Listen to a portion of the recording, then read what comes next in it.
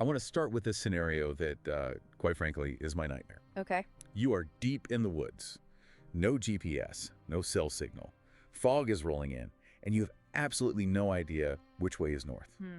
Usually we treat this as a failure state, right?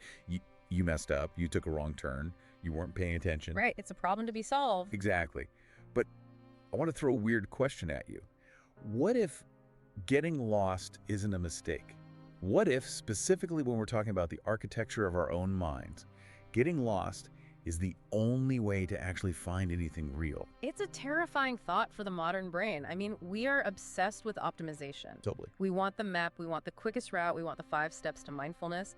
But the material we're diving into today, which is this fascinating narrative journey through the Freudian unconscious, it argues that clarity is often just a very well-constructed mask. A mask for what? A mask for the messy, contradictory, ancient parts of ourselves that, they don't fit into a spreadsheet. The premise here is that this forest of the unconscious, well, that's where the actual programming of your life happens. You can't navigate it with logic. You can't. Okay, so we are essentially decoding a map of the psyche today. Yeah. But instead of, neurons and synapses, we're dealing with trees, stones, and creepy children hiding in shadows. Right. And I have to admit, when I first looked at this source material, I thought, okay, this is very poetic, very pretty. But does it actually do anything? Is this just vibes, or is there a mechanic here we can use? Oh, there is definitely a mechanic. In fact, if you strip away the poetry, you're looking at a very precise description of how trauma, memory, and repression function in the brain. It's just using a different language to describe the hardware. Well, let's start with the hardware then. The journey begins with walking, but it's not a hike you planned. No. The idea is that you are walking because the body remembers motion before the mind remembers direction. Right. We're starting in a pre-verbal state. Before you had language, before you could say, I am sad or I am hungry, you were just a body reacting to sensory input. Okay. The narrative describes the smell of wet bark, petrichor, and specifically the ghost of apples rotting in a forgotten orchard. Which is a very specific and slightly gross detail. It's specific for a reason. Biologically, your sense of smell is the only sense that bypasses the thalamus, the brain's relay station, and goes directly to the olfactory bulb, which is wired right into the amygdala and hippocampus. The emotion and memory centers. Exactly. That's why a whiff of old perfume or, say, rotting apples can instantly trigger this visceral emotional reaction before your logical brain even knows what's happening. Right. The source is using this imagery to drag you back to a time when smell was language. Because words can lie. I can tell you I'm fine while I'm having a panic attack. Right. But my sweat, my heart rate, my gut reaction to a smell, that doesn't lie. Precisely. We are entering the forest of the body's honest memory. And as we move deeper, we have to talk about the environment itself. The trees, in this framework, the trees aren't just scenery, they represent family. You're not in the, Hallmark card way. The description is, well, it's intense. It says they stand close like family around a bedside, which sounds comforting, but also Claustrophobic. Yeah, exactly. Like you can't move without bumping into an aunt or a father figure. That's the duality of family systems. It's comfort in confinement, it's where we are safest, but it's also where our initial shape is dictated. You grow straight or you grow crooked, depending on where the light is coming from and how much space the other trees give you. But what I find even more compelling is what's under the trees. The silent parliament of mycelium. The mushroom. The network. Think of the mycelium like the internet history of your brain. You know how you can delete your browser history, clear the cache, and think, okay, that's gone? I plead the fifth. Well, the server legs still exist. The mycelium represents the unconscious recording of every single event. The fox that ran past, the stag that died there, the time you were humiliated in 2nd grade. So you might not consciously remember it. No, you've deleted the history, but the network remembers. It composts that memory into the soil. Compost is such a sticky word there. It implies that the memory breaks down and becomes the dirt that your current life grows out of. That's it. That's the core Freudian insight. Nothing is ever truly deleted. It's just repurposed. It's just repurposed. If you bury anger, it doesn't vanish. It grows up as anxiety. If you bury shame, it grows up as perfectionism. The forest is literally made of the things you thought you got rid of. Which explains the atmosphere in this deeper part of the woods. Yeah. You'd expect to be scared, right? Walking alone in the dark. But the premise is that there's no panic, And why do you think that is? I guess because there's no one else there. You're not in danger from anything. Closer. Fear requires a self and an other. It requires a boundary. I am here and that threat is over there. Yeah. But in this deep state of the psyche, that boundary dissolves. The chill in the air isn't an invasion, it's a reunion. You aren't fighting the forest, you are the forest. You are walking through your own archived self. Exactly. Okay, so we're feeling this weird, calm connection to our own hard drive. And then we hit the clearing. And this is where the self concept gets really tricky. There's a pool of dark water, obsidian water. Right. And obviously you look into it. The mirror stage, classic developmental psychology. But here, the reflection is wrong. Or rather, it's too right. How so? You don't see the face you have now. You see the face you had before the world taught you to edit yourself. Eyes that don't squint against judgment. That line really landed for me. It makes you realize how much muscular effort goes into just maintaining a socially acceptable face. We're constantly micro-adjusting. Do I look interested? Do I look competent? Do I look attractive? It's the social mask versus the wild self. Exactly. We spend our entire adulthood pruning ourselves. Don't be too loud, don't be too needy, don't cry. We cut those parts off. But in the forest, in that reflection, those parts are still there, staring back. And the traveler in the story doesn't touch the water. They refuse. The line is, to touch would be to merge, and merging requires a courage you have not yet earned. Why is it so dangerous to just touch the water? Isn't the whole point of therapy to find yourself? We say we want to find ourselves, but do we really? I mean, to touch that water means accepting that the wild, unedited, perhaps aggressive or overly sexual or deeply sad thing in the reflection, that's you. It's not a phase. It's not a phase, it's the raw material. Most of us prefer the edited version. We prefer the safety of the mask because the mask gets us paid and keeps us out of trouble. So merging with the wild self could blow up your life. It could. So we step back, we leave the water alone, but then we see something else in the clearing that we can't ignore. There's a child sitting in the shadows. Facing away, knees to chest. Okay, I think everyone has a version of this image in their head. The inner child. Right. It's almost a cliche at this point. Oh, gotta heal my inner child. Right. But the description here is different. It's not cute, it's heavy. And the key detail is that the child is facing away toward the heart of the woods. This is where we need to get a little technical. We aren't talking about a literal ghost of you at age 5. We are talking about a fixation point. Break that down. What is a fixation point in the brain? It's a neural knot, a loop.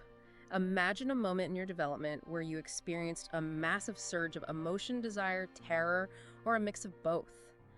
But you didn't have the tools to process it. Okay. The circuit got overloaded and just froze. Like a breaker tripping. Exactly. Yeah. And the psyche gets stuck there. The source gives examples. A father's hand resting too long, creating a confusion between love and discomfort. Or the desire to comfort a crying mother mixed with the rage of wanting to punish her for being weak. Or that electric pull toward a classmate that you were told was wrong or sinful. Right. That's a classic setup for a fixation. You have a natural impulse, I want this. Meeting a wall of shame, you cannot have this. And the energy just slams into the wall. It slams into the wall and calcifies. So a part of your psyche remains trapped at that age, forever 4 or 6 or 8. And the description of the child's posture, reaching for connection while bracing for betrayal. Think about how many adults fit that description in relationships. They desperately want love. But the second someone gets close, they flinch, they start a fight, they pull away. That's not them acting as a 35-year-old. No, that is the 6-year-old fixation point running the show. They are bracing for a blow that happened 30 years ago. So my instinct, and I think the listener's instinct, is to say, okay, let's go save the kid, pick him up, hug them, tell them it's okay. Right. But the narrative warns against that. It says the child isn't waiting to be rescued. No. The child is waiting for you to stop searching for exits and start listening. If you just rescue the child, if you just try to fix the feeling with positive affirmations or distractions, you are dismissing the reality of the pain. You're ignoring it. You're ignoring it. The child is facing away because they're looking at the trauma you keep trying to ignore. You have to sit next to them and look at it too. You have to look at the monster they're hiding. Exactly. You have to witness it. This leads perfectly to the next section, which explains why we keep ending up in these situations. The path in the forest circles, it doesn't go straight. And this isn't because we were bad at navigating. It's described as fidelity to the original wound. This is the compulsion to repeat. It's one of the most frustrating things about being human. Why do we date the same toxic personality type over and over? Why do we stay in jobs that make us miserable in the exact same way? We usually call it self-sabotage. Oh, I'm just ruining my own life. But the unconscious doesn't think in terms of good or bad. It thinks in terms of familiar and unfamiliar. The unknown is terrifying to the primitive brain. It represents chaos, the pain. We know pain. We know the shape of it. We know how to survive it. So we choose the misery we know over the happiness we can't predict. Every time, we circle back to the scene of the crime, the fixation point, hoping that maybe this time we can master it. Right. Maybe this time, if I date the emotionally unavailable guy, I can make him open up and I'll finally heal that wound from my dad. But you never do. You just reenact it. You're just walking in circles in the dark. I And know. that circle leads us into the thicket. The thicket. This imagery is visceral. A tangle of branches, thorns getting snagged, and the connection made here is between desire and shame. Yes.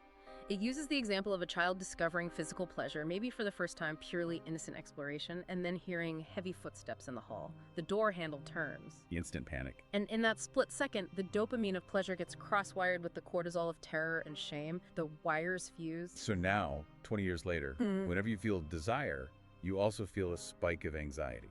Exactly. The thicket is where wanting and shame are fused together. And the tragedy is, as adults, we mistake the snagging of the thorns for the friction of love. What do you mean? We think, if this doesn't hurt a little, if it's not difficult, if I don't feel a little bad about it, it's not real. We've learned that the struggle is the affection. Man, that explains a lot of bad poetry and even worse relationships. So how do we get out? Or do we just live in the thorns forever? Well, the journey eventually opens up into a central grove, and there's a stone. A warm, living stone. This is the ritual center. And again, the traveler does something counterintuitive. Right. They hover their hand an inch above the stone. They don't touch it. They just hold that space. The ache of almost. This is the most critical part of the integration process. Why not touch it? We didn't touch the water. Now we aren't touching the stone. Are we just afraid of contact? No, this is different. The gap, that 1 inch of space, represents the capacity to hold desire without immediately acting on it or repressing it. So it's the space between the fantasy and the reality. Yes. And the source calls the vibration from the stone permission. This is what the unconscious is begging for. Permission. Not permission to act. Not necessarily permission to do the thing. You don't have to act on every dark impulse, but permission to feel it. Permission to want what you want without justification. So it's okay to have the bad thought. It's okay to have the weird fantasy. The forest isn't trying to punish you for having the thought. It's trying to show you that the thought is just energy. Right. There's this metaphor of the underground stream. As kids, our wanting was oceanic. We wanted everything, but we were taught to dam it up. Be a good boy, wait your turn. So the river goes underground. Physics, energy cannot be destroyed. The desire didn't go away, it just became pressurized. That's why we have dreams of drowning or floods or flying. It's hydraulic pressure. It's hydraulic pressure from the parts of us we dammed up, looking for a way out. So standing at the stone, hovering your hand, Yeah. that's opening the valve. It's acknowledging the stream. You're saying, I see you, I allow you to exist. You aren't judging it, and you aren't drowning in it, you are just witnessing the vibration. And that changes the path. The text says that after this ritual, the need to return dissolves. You stop circling. Because the loop is broken, you've acknowledged the wound, you felt the desire, and you didn't die, you didn't get punished. The brain realizes, oh, I don't need to keep replaying this to solve it, it's solved. And this leads to the final transformation. You start smelling something new. It's not just the rotting apples anymore. It's wood smoke, baking bread. This is the moment of integration. And I love this because it challenges the biggest lie we tell ourselves, that we have to choose between being wild and being good. Right. We think we have to lock the wolf in the basement so we can be civilized people who pay taxes and make toast. But here, the smell of the kitchen, the domestic, warm, safe self, is mixing with the smell of the damp earth and the wild forest. The boundary was an illusion. It was. The text says the lostness became a form of finding. They exist in the same house. They exist in the same house. Exactly. You can be the person who loves their family and bakes bread, and the person who has ancient feral hungers. You don't have to amputate one to have the other. So when you realize that, the forest isn't a trap anymore, it's just more room. you stop looking for the map because you know the territory. You exit the forest not because you escaped, but because you stopped needing to escape. You carry the forest with you. And looking back, that child, the one who was facing away, They finally stand up, they turn around, and they begin to walk toward the center. Not to you, but to the center. They are free. that is a lot to process. But it shifts the perspective completely. It reframes all our bad habits, the anxiety, the procrastination, the recurring dreams, not as malfunctions, but as messages. There are invitations. They are the forest trying to grow back over the pavement we laid down. So for the person listening who feels completely lost right now, maybe in a career transition, a breakup, or just the general existential fog, what's the move? Do they buy a compass? I think the move is to stop fighting the fog. We are so conditioned to fix negative states immediately. If you're sad, get happy. If you're lost, find a direction. Right. But this framework suggests that lostness is a valid, necessary biological state. It's a molt. It's the body hitting the reset button. So if you ignore it. If you ignore the forest, it grows denser, the roots get thicker, the stream builds up pressure until it bursts a pipe. But if you walk with it, if you accept that your thicket of shame and desire is actually part of your landscape, then you can navigate it. You stop frantically looking for the exit sign and start looking at the trees. And you realize the trees are just parts of you that you haven't visited in a long time. So here is a final thought to chew on as you go about your day. If you feel like you're wandering in a labyrinth right now, what if you stopped looking for the way out? What if you stopped trying to fix your life for just a moment, turned around like that child in the clearing, and asked, what is this labyrinth trying to tell me? What if the way out isn't a direction, but a realization? The realization that you were never really lost, you were just waiting to be found by yourself. Thanks for diving deep with us. Pay attention to your dreams and pay attention to the forest. We'll see you next time.